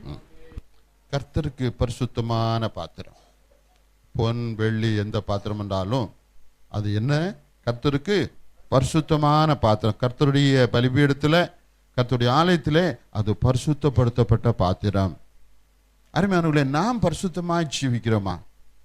நாம் பரிசுத்த பாத்திரங்கள் மறந்து விடக்கூடாது. தெரிந்து கொள்ளப்பட்ட பாத்திரம் பரிசுத்த பாத்திரம். நாம் பரிசுத்தமாக ஜீவிப்பதற்கு தடைகளை எல்லாவற்றையும் பிசாசு கொண்டு வருவான். நாம பரிசுத்தமாக வாழ்வது பிசாசுக்கு பிடிக்கல. ஆகவே என்ன செய்வான், எல்லா தடைகளையும் கொண்டு வந்து பரிசுத்தத்தை அசுத்தமா மாற்றிடுவான். ஒரு முறை நான் ஓமான் தேசத்தில் வேலை செய்து கொண்டு இருக்கும்போது சென்னையில், கோயம்புத்தூர்லேருந்து சென்னை வந்து சென்னையிலேருந்து மஸ்கட் போய் சேர்ந்தேன் விமானத்தில் போனதும் அங்கேருந்து நேராக எங்களுடைய ஹெட் ஆஃபீஸுக்கு போனேன். ஹெட் ஆஃபீஸில் போன உடனே எங்கள் மேனேஜர் கூப்பிட்டு சொன்னார், அருள் நீ ரொம்ப தூரம் வேணமாகி வந்திருக்கிறேன், டயர்டாக இருப்பேன், நீ என்ன செய்ய போய் ஒரு ஹோட்டலில் தங்கிக்கோ, காலையில் வந்து ஆஃபீஸில் பாருன்னு சொன்னார். சரின்னு ஒரு ஹோட்டலில், நல்ல ஹோட்டலில் ரூம் ரிசர்வ் பண்ணியிருந்தாங்க. அந்த ஹோட்டலுக்கு போனதும் ரொம்ப தாகமாக இருந்தது. அங்கே ஒரு ஃப்ரிட்ஜ் இருந்தது. அந்த ஃப்ரிட்ஜில் போய் திறந்து பார்த்தா அங்கே தண்ணி மட்டும் இல்லை, வேற கலர் பாத்திரங்கள் பானங்கள் எல்லாம் இருக்கு. புரிஞ்சுக்கோங்கன்னு நினைக்கிறேன். கலர் பானங்கள் என்னம்மா, விஸ்கி, பிராண்டி, ஜின்னு எல்லாம் இருக்குது, ஆனால் தண்ணி மட்டும் இல்லை. அப்போ அது திறந்த உடனே நாம கிறிஸ்துக்குள்ளாக இல்லைன்னா என்ன செய்வோம், ஒரு பாட்டில் எடுத்து ஓப்பன் பண்ணி கடற்கடன் குடிச்சிட்டு இருக்கிற டயர்டுக்கு சரி கொஞ்சம் நல்ல தூங்கி ஓய்வு பண்ணி செஞ்சிடலாம். ஆனா கிறிஸ்துவுக்குள்ளாக ஜீவிக்கிறவங்க என்ன செய்ய முடியாது, நான் பரிசுத்தமாக தான் வாழணும். பாருங்க, நான் மதுபானத்தை எதிர்பார்க்கல, ஆனா மதுபானம் தானே வந்து முன்னாக இருக்கிறது. தண்ணி வேண்டும் நமக்கு பரிசுத்தமாக வாழ, அங்க என்னது மதுபானம் வருது. இதுதான் பிசாசு செய்கிற வேலை. உடனே அதை மூடிட்டு பெல் அடிச்சு அந்த ரூம் பாயை கூப்பிட்டு போய் ஒரு பாட்டில் தண்ணி கொண்டு வாப்பா என்று சொல்லி அந்த தண்ணீரை வாங்கி சாப்பிட்டேன். அருமையானவர்களே, நம்ம இந்த நாட்களிலே டிவி வீட்டுக்கு வந்துச்சு. முன்னாலெல்லாம் இங்கே இருந்துட்டு சினிமா தியேட்டரை தேடி போனோம். இன்னைக்கு தேடி போக வேண்டாம், எல்லா பிசாசும் வீட்டுக்குள்ளாக வந்துச்சுது இல்லையா? எல்லா பிசாசும் வீட்டுக்குள்ளால வந்துச்சுது. நம்ம தேடி போக வேண்டிய அவசியம் இல்லை. அசுத்தங்களும் பிசாசின் காரியங்கள் எல்லாம் இந்த மலிஞ்சு போச்சுது. ஆனா பரிசுத்த பாத்திரமா நாம் ஜீவிக்க வேணும். ஒருபோதும் அசுத்தங்களுக்கும் அசுத்த காரியங்களுக்கும் நம்மையும் நம்முடைய சரீரத்தையும் ஒப்பு கொடுப்போம்னா ஆண்டவர் மகிமைப்பட மாட்டார். நான் பரிசுத்த பாத்திரம், அல்லேலூயா, நான் பரிசுத்த பாத்திரம், பரிசுத்தமா தான் வாழணும். நான் என்றைக்கு ரட்சிக்கப்பட்டேனோ அன்றிலிருந்து என்னுடைய மரணம் சிலுவை அந்த சவப்பெட்டியில் என் சரீரம் வைக்கிற வரைக்கும் என்னுடைய சரீரம் ஆவி ஆத்துமா எப்படி இருக்கணும், பரிசுத்தமா இருக்கணும். அல்லேலூயா. கோயம்புத்தூர்ல என்னுடைய ஒரு அருமையான நண்பர், அவர் பேர் ஆறுமுகம், ஹிந்து. இந்த அவரையும் அவருடைய மனைவியும் 3 பெண் மக்கள், ஒரு பையன். இவங்க எங்கிட்ட ரொம்ப அன்பா பழகினாங்க. அப்போ அவங்களை கிறிஸ்துவுடைய ரட்சிப்புகளாக கொண்டு வர வேண்டும் என்று நாங்கள் மிகுந்த பிரயாசம் எடுத்து, நான் வெளிநாட்டிலேருந்து வரும்போதெல்லாம் அவங்களுக்கு கிஃப்ட் எல்லாம் வாங்கிட்டு வருவேன். பைபிள் கொடுத்துருக்குறோம். நாங்கள் போயாச்சுன்னா அவங்க வீட்டில் ஜெபிப்போம். எப்படியாச்சும் இந்த குடும்பத்தை நம்ம கர்த்தருக்கு ஆதாயப்படுத்த வேண்டும் என்று ரொம்ப பிரயாசப்பட்டு கொண்டிருந்தோம். கிறிஸ்துமஸ் நாட்களில் போனோம்னா அந்த குடும்பத்தெல்லாம் கூப்பிட்டு வந்து அவங்களுக்கு நல்ல புது ஆடை எடுத்து கொடுத்து அவங்களை எப்படியா கனப்படுத்தி, எப்படியாச்சும் உலக பொருட்களால நாம் என்ன செய்யணும், சிநேகிதர்களை ஆதாயப்படுத்திக் கொள்ளணும், கிறிஸ்துவுக்காக ஆதாயப்படுத்தணும். இந்த வார்த்தைக்கு கீழ்ப்படிஞ்சு இந்த குடும்பத்துக்கும் அவருடைய பிள்ளைகள், குடும்பம், உறவினர்களுக்கெல்லாம் நாங்கள் பண்டிகை நாட்கள்லாம் கிறிஸ்துமஸ்லாம் நாங்கள் ஒருபோதும் கிறிஸ்தவர்களுக்குள்ளாக கொண்டாடலை, எங்களுக்காக கொண்டாடுறதில்ல. அந்த எங்கள் கிறிஸ்துமஸ் பண்டிகையில் முஸ்லீம்ஸ் இருப்பாங்க, இந்துக்கள் இருப்பாங்க. ஏசு உங்களுக்காக பிறந்திருக்கிறான் என்று சொல்லி அவங்களுக்கு நல்ல விருந்து கொடுத்து பைபிள் கொடுத்து அனுப்புவோம். சரி, இந்த மாதிரி ஒரு சூழ்நிலையில ஒரு முறை நான் என்ன செய்தேன், அந்த சகோதரன் ஆர்வம் வந்து என்ன மாப்பிள்ளைன்னு கூப்பிடுவார், என் மனைவியை தங்கைன்னு கூப்பிடுவார். அதாவது அவருடைய உடன் பிறந்த தங்கை போல தங்கையாகவும் என்ன அவருடைய மைத்துனராகவும் ஏற்றுக்கொண்டு அவ்வளவு அன்பு பாராட்டுவார். ஒரு முறை நான் வந்து லீவில், தீபாவளி சமயத்தில் லீவில் போயிட்டு இருந்தேன். அந்த தீபாவளி சமயத்தில் லீவில் போயிருக்கும்போது இவருக்கு ரொம்ப சந்தோஷம். என் மாப்பிள்ளையும் தங்கச்சி இந்த வருஷம் தீபாவளி கொண்டாட போறீங்கன்னு சொன்னார். தலை தீபாவளின்னா வீட்டில் எப்படி கொண்டாடுவாங்க இந்து சகோதரர்கள் வீட்டில், இதை நாங்கள் கொண்டாட போறோம்னு சொல்லி எங்களுக்கு துணி எடுத்தாங்க, தங்கம் வாங்கினாங்க. தீபாவளிக்கு எல்லாம் ஆயத்தம் பண்ணிட்டாரு. நான் சொல்லிட்டு, ஆண்டவரே, இந்த ஆத்துமாக்கள் ரட்சிக்கப்படுறோன்னு தானே நாங்கள் இவ்வளவு பாடுபடுறோம், தீபாவளி சாப்பாடு நான் சாப்பிட போகணுமா? வேண்டாம் ஆண்டவரே. அந்த சகோதரனுக்கு அன்புக்கு நாங்கள் என்ன செய்யக்கூடாது, நாங்கள் வரலன்னு சொல்ல முடியாது இல்லையா? சொன்னால் என்ன சொல்லுவாங்க, ஐயா நீ கூப்பிடும் போதெல்லாம் நாங்கள் வரணும், நாங்கள் கூப்பிட்டா நீ வரமாட்டியா சொல்லுவாங்களா இல்லையா? இதனால ஆண்டவர் சொன்ன, ஆண்டவரே தயவா எங்களை என்ன செய்யுங்க, இந்த தீபாவளிக்கு போகக்கூடாதபடி தடுத்துருங்க. எங்களுக்கு அந்த தீபாவளி சாப்பாடும் பிரியாணி வேண்டாம், எங்களுக்கு இயேசு தான் வேணும். எங்கள் இயேசுவை அவங்களுக்கு கொடுக்கணுமே தவிர அவங்க சாமி எங்களுக்கு வேண்டாம், தயவு பண்ணுங்க ஆண்டவரே என்று சொல்லி ஜெபம் பண்ணேன். குறிப்பிட்ட நாள் வந்தது.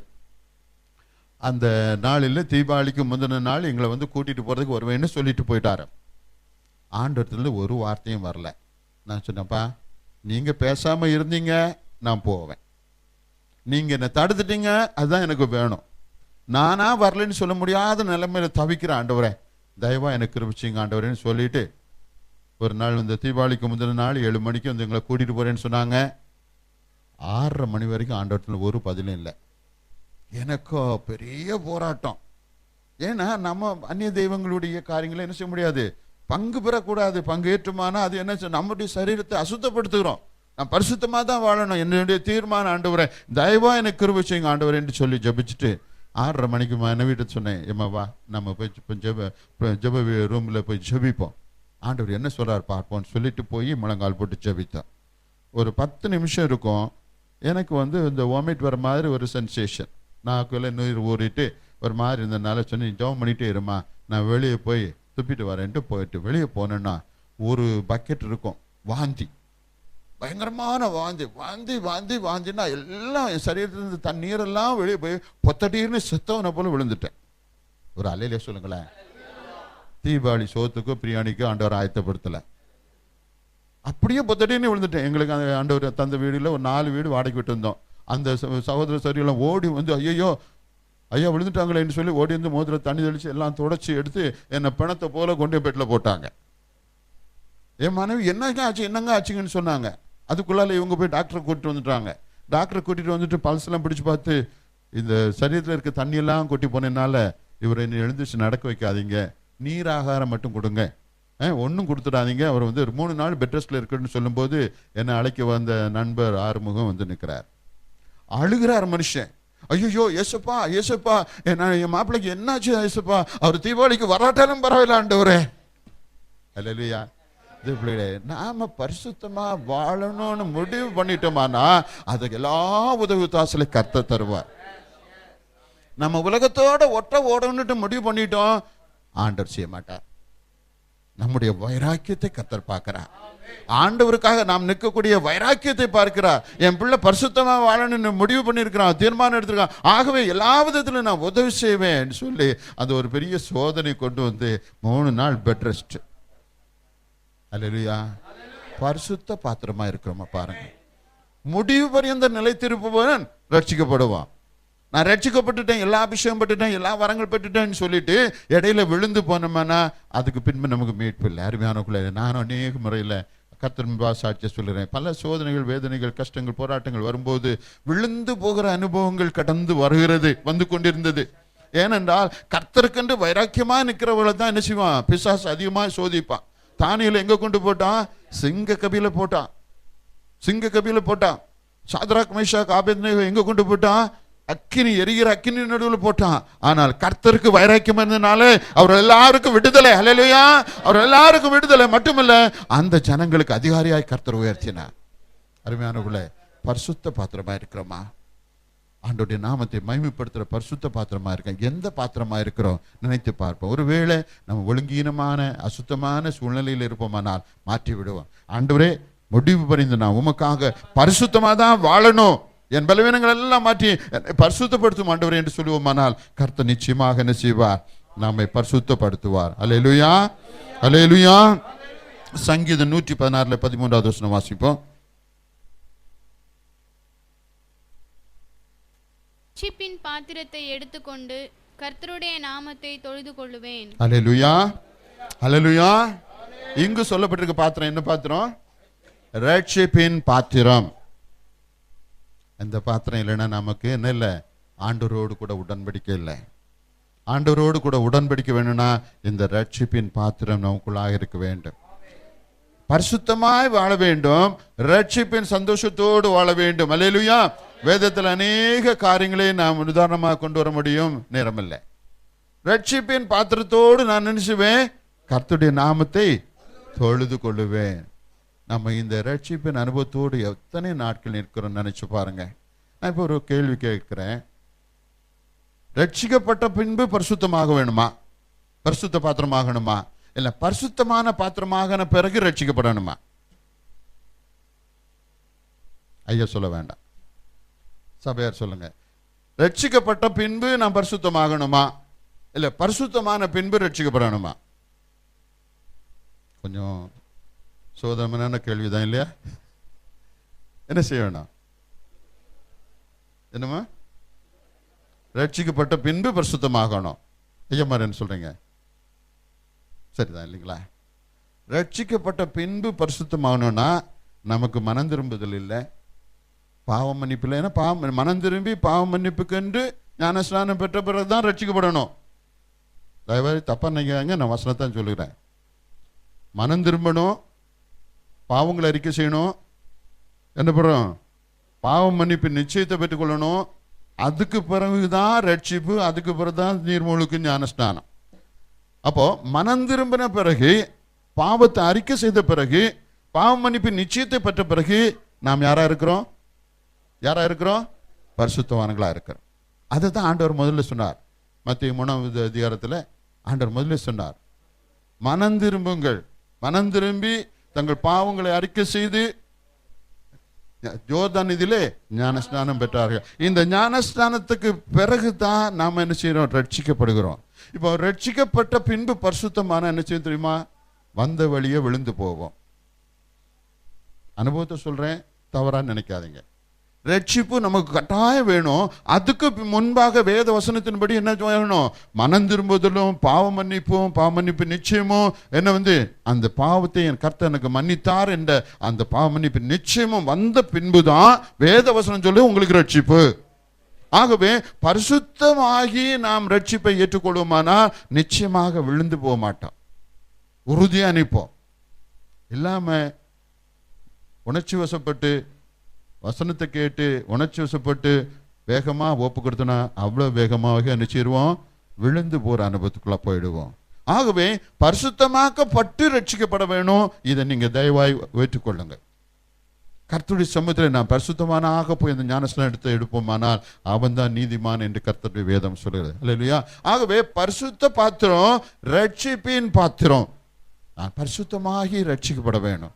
அப்போ ஒருபோதும் பேக் ஸ்லைடிங் இல்லை, விழுந்து போற அனுபவம் இல்லை. கர்த்தருடைய வசனத்தில் உறுதியா நிற்போம், மரண பரியந்தம் காத்துக்கொள்ள முடியும். அல்லேலூயா. மரண பரியந்தம் நம்மை காத்துக்கொள்ள முடியும். காரணம் என்னென்றால் நான் ரட்சிக்கப்படும் முன்பாகவே என் ஆண்டவருக்குள்ளாக என்னை ஒப்பு கொடுத்து பரிசுத்தவனாகி வந்து விட்டேன். ஆகவே ரட்சிப்பின் பாத்திரத்தை எடுத்துக்கொண்டு கர்த்தருடைய நாமத்தை தொழுது கொள்ளுவேன்.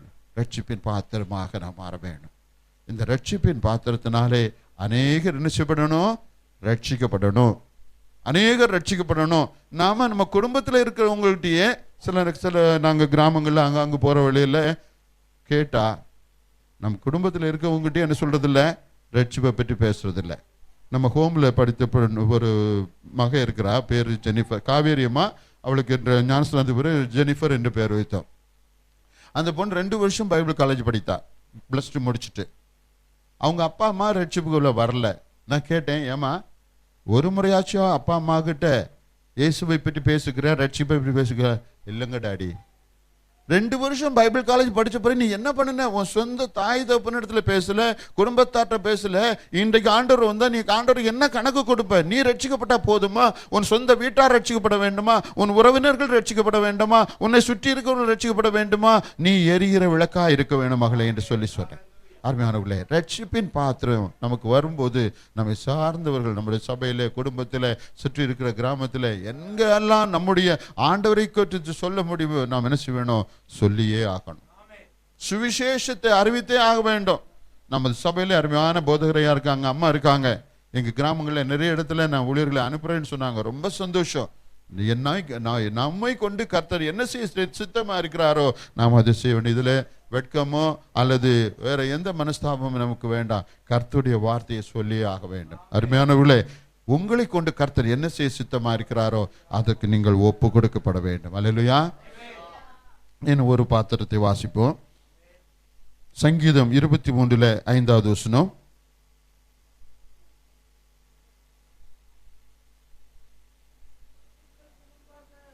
என் சத்துருக்களுக்கு முன்பாக நீர் எனக்கு ஒரு பந்தியை ஆயத்தப்படுத்தி என் தலையை எண்ணெயால் அபிஷேகம் பண்ணுகிறீர். என் பாத்திரம் நிரம்பி வழிகிறது. அல்லேலூயா. என் பாத்திரம் நிரம்பி வழிகிறது.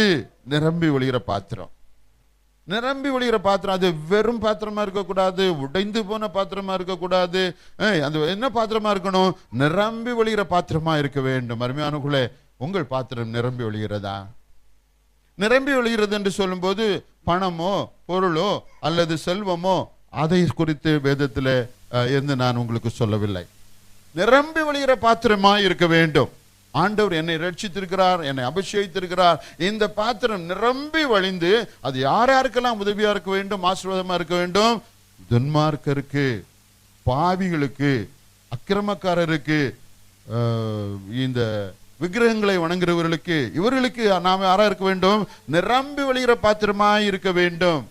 அவர்களுக்கு நாம் சென்று செபித்து சுவிசேஷத்தை சொல்லி பலவீனங்களிலிருந்து, அசுத்தங்களிலிருந்து, பேய்பிடியிலிருந்து, கட்டுகளிலிருந்து பல சூழ்நிலையில அவர்களை விடுவிக்கிற பாத்திரமாக காணப்பட வேண்டும். அல்லேலூயா. ஆண்டவருடைய வார்த்தை சொல்லி பாருங்கள். மார்க்கு சுவிசேஷத்துல 16வது அதிகாரத்துல 16, 17 வாசிங்க, 18 வாசிங்க.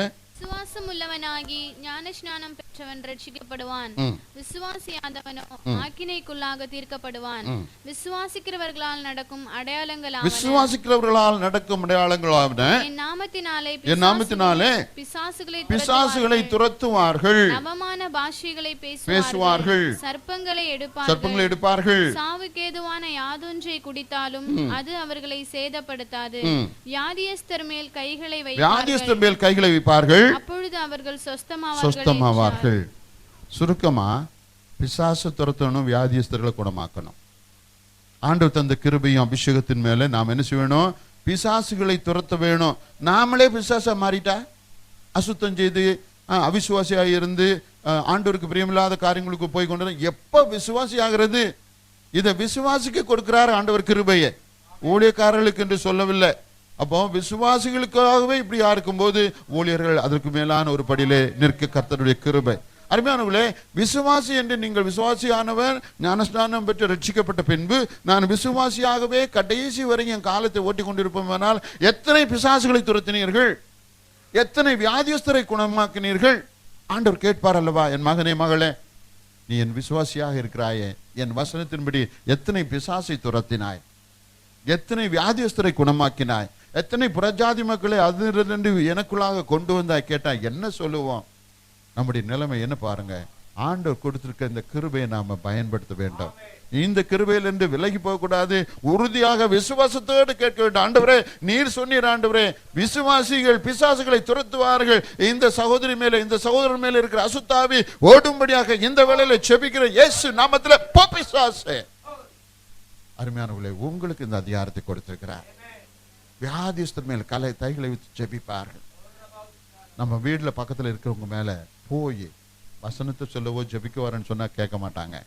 அதே சமயத்துல ஒரு சிக்னஸ், ஒரு வியாதியில துன்பத்துல இருக்கிறாங்கன்னு சொன்னா, அம்மா நாங்க வரட்டுங்களா, கொஞ்சம் உங்க அந்த கஷ்டப்படுறவருக்காக கொஞ்சம் தலையில கை வச்சு ஜெபிக்கிட்டா, ஐயா வாங்க, அம்மா வாங்கன்னு உங்களை கூப்பிடுவாங்க.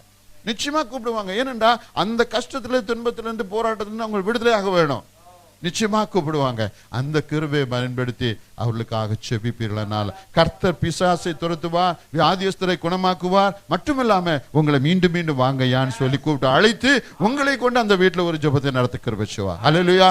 ஆகவே தேவ பிள்ளைகளே, நான் யாரா இருக்க வேண்டும்? நிரம்பி வெளியிற பாத்திரமா இருக்க, நிரம்பி வெளியிற பாத்திரமா. கிருபை வரங்கள் வேதத்துல நாம் வாசிக்கிறோம். 1 கொரிந்தியர் 12ஆம் அதிகாரத்துல 8 - 12 வரை வாசிப்போமானா 9 கிருபை வரங்களை கர்த்தர் சொல்லியிருக்கிறார். இந்த கிருபை வரங்கள் உங்களிலே நிரம்பி வழிகிறத பாருங்கள். இந்த கிருபை வரங்கள் நமக்கு தான் கொடுத்திருக்கிறார். 9 வகையான கிருபை வரங்களை கொடுத்திருக்கிறார். இன்னும் கலாத்தியர் 5ஆம் அதிகாரத்துல 13 22 23 வாசிப்பீர்கள்னா ஆவியின் கனிகள், இதுவும் கிருபை வரங்கள் தான். நம்ம இடத்துல ஆவியின் வரங்கள் நிரம்பி வழிகிறதா? தேவ பிள்ளைகளை, எந்த நிலைமையில நாம் வாழ்ந்து கொண்டிருக்கிறோம்? ஆண்டவருக்காக சாட்சியாக வைராக்கியமாக ஜீவிக்க வேண்டுமானால் இந்த கிருபை வரங்கள் நமக்கு வேணும். அந்த கிருபை வரங்கள் வேணும். 9 வகையான கிருபை வரங்கள் எனக்கு வேண்டும் ஆண்டவரே. நான் உமக்கு வல்லமையான சாட்சியாக விசுவாசியாக ஜீவிக்க இந்த கிருபை வரங்கள் எனக்கு தாரும் ஆண்டவரே. அல்லேலூயா. நாம் ஒரே ஒரு வரத்தை தான் அது அநேகர் பெற்றுக்கொள்வோம். என்ன வரும்? அந்நிய பாஷைன்னு வரும். இதை மட்டும்தான் அநேகர் அந்த அபிஷேகத்தில் பெற்றுக்கொள்கிறார்கள். அதற்கு பின்பாக இருக்கிற 8 வரங்களை பற்றி கவலைப்படுவதே இல்லை. கேளுங்க, கொடுப்பேன்னு சொல்லுகிறார். அல்லேலூயா. கேளுங்கள், அப்பொழுது கொடுக்கப்படும். தட்டுங்கள், திறக்கப்படும். தேடுங்கள், கண்டடைவீர்கள். ஆத்துமாக்களை தேடுகிற அந்த கிருபை இருக்கிறதா தேவ பிள்ளைகளே? நம்முடைய வாழ்க்கையில இயேசுவுக்காக தான் ஜீவிக்க வேண்டும். அல்லேலூயா. அல்லேலூயா.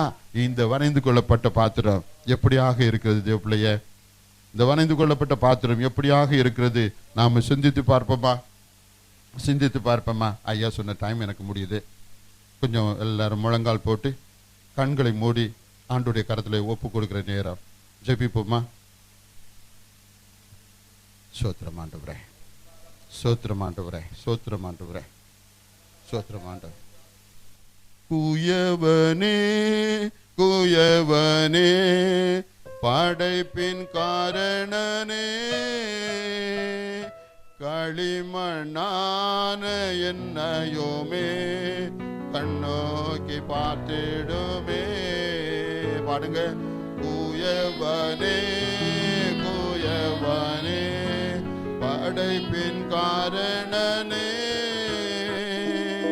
களிமண்ணான என்னையோமே கண்ணோக்கி பார்த்திடுமே. வெறுமையான பாத்திரம் நான் வெறுத்து தள்ளாமலே, நிரம்பி வழியும் பாத்திரமாய் விளங்க செய்யுமே.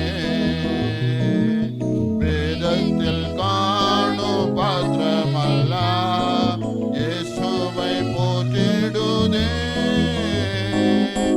என்னையும் அவ்வித பாத்திரமாய் வணைந்து கொள்ளுமே. குயவனே குயவனே படைப்பின் காரணனே, களிமண்ணான என்னையுமே கண்ணோக்கி பார்த்திடுமே. விலை போகாத பாத்திரம் நான் விரும்புவாரில்லையே, விலையில்லாவும் கிருபையா உகந்ததாக்கிடுமே. விரும்புவாரில்லை. விலை போகாத பாத்திரம் நான் விரும்புவாரில்லையே, விலையில்லாவும் கிருபையா உகந்ததாக்கிடுமே. தடைகள் யாவும் நீக்கி என்னை நம்மை போல் மாற்றிடுமே. உடைத்து என்னை உந்தனுக்கே உடமையாக்கிடுமே. குயவனே குயவனே படைப்பின் காரணனே, களிமண்ணான என்னையுமே முன்னோக்கி பார்த்திடுமே. குயவனே படைப்பின் காரணனே, களிமண்ணான என்னை ஆண்டவரே, களிமண்ணான என்ன ஆண்டவரே கண்ணோக்கி பார்த்துடும் ஐயா. ஆண்டவரே, நான் வெறுமையான பாத்திரமாய் வாழ வேண்டாம் ஆண்டவரே. ரட்சிப்பின் பாத்திரமாய் ஆண்டவரே, பரிசுத்த பாத்திரமாய், நிரம்பி ஒளிர பாத்திரமாய் ஆண்டவரே உமக்காக ஜீவிக்க தேவ பலம் தாரும் ஆண்டவரே, தேவ கிருபை தாரும் ஆண்டவரே. இதற்கு முன்பாக நான் எப்படி வாழ்ந்தேனோ ஆண்டவரே என்னை மன்னித்து விடுங்கப்பா ஆண்டவரே. நான் உமக்கு பரிசுத்த பாத்திரமாக ஜீவிக்கவில்லை ஆண்டவரே, உலகத்துக்காக ஜீவித்துக் கொண்டிருந்தேன் ஆண்டவரே. தயவா என் பலவீனங்கள், மாம்சங்கள், அசுத்தங்கள் எல்லாவற்றையும் மன்னித்து மாற்றிவிட்டு உம்முடைய பரிசுத்த அக்கினியினாலே சுட்டெடுத்து எல்லா பலவீனங்களையும் என்னை விடுதலை தந்த ஆண்டவரே, உமக்கு ரட்சிப்பின் பாத்திரமாக ஜீவிக்க கிருபை செய்யும் ஐயா. ஆண்டவரே, நிரம்பி ஒளிர பாத்திரமாக எனக்கு கிருபை செய்யும் ஆண்டவரே. உம்முடைய வருகையில ஆண்டவரே அநேக ஆத்மாக்களோடு ஆண்டவரே உம்முடைய சமூகத்தில் கடந்து வர கிருபை வேண்டும் ஆண்டவரே. மகனே மகளே, உனக்கு ஜீவ நாட்களிலே நீ எனக்கு என்ன செய்தாய் என்று நீர் கேட்கும் போது ஆண்டவரே, நான் வெறுங்கையோடு வராமல் உடைந்து போனவனாய் வராதபடி நிரம்பி ஒளிர அனுபவத்தோடு வர பரிசுத்த ஆவியானவர் கிருபை செய்யும்படியாய் ஜெபிக்கிறேன். வசனத்தை கேட்ட தேவ பிள்ளைகள் மத்தியிலே பரிசுத்த ஆவியானவர் பேசினீர், இடைப்பட்டீர் ஆண்டவரே. ஆயத்தப்படுத்தும், இன்னும் பரிசுத்தப்படுத்தும், இன்னும் ரட்சிப்பிலே நிரம்ப ஆண்டவரே நிரம்பி ஒளிர பாத்திரமாக அபிஷேகத்திலே, கிருபைகளிலே, வரங்களிலே, ஆவியின் கனிகளிலே உமது பிள்ளைகள் ஆண்டவரே நிரம்பி ஒளிர கிருபை வேண்டும் ஆண்டவரே. இந்த கரங்களில் ஒப்பு கொடுக்கிறேன் ஆண்டவரே. நாள் தயவு செய்து அந்த பிள்ளைகளுக்கு எங்களுக்கு ஆசீர்வாதமாக தந்து உம்முடைய நாமத்துக்கு ஸ்தோத்திரம், உம்மை மகிமைப்படுத்துகிறோம். இயேசு கிறிஸ்து மூலம் ஜெபிக்கிறோம் எங்கள் நல்ல பிதாவே, ஆமென்.